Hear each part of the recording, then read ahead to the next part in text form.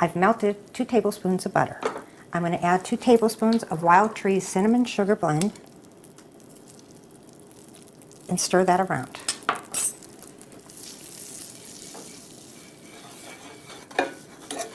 Next, I'm going to add 4 of these pears and let them suck up the juices from the sugar blend.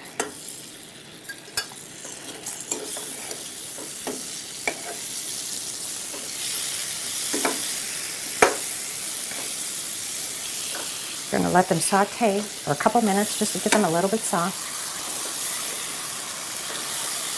The reason I left them in halves is more for presentation than anything else.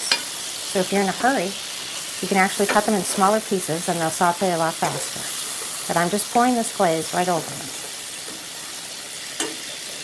And that seems to do it. Now I'm going to bring these dishes over.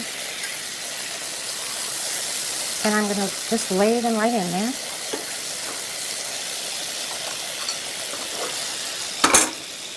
And then take my ice cream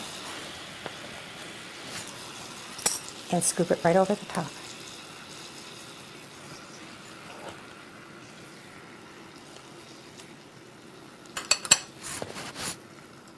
Instead of being in a nutshell, it's in a pear.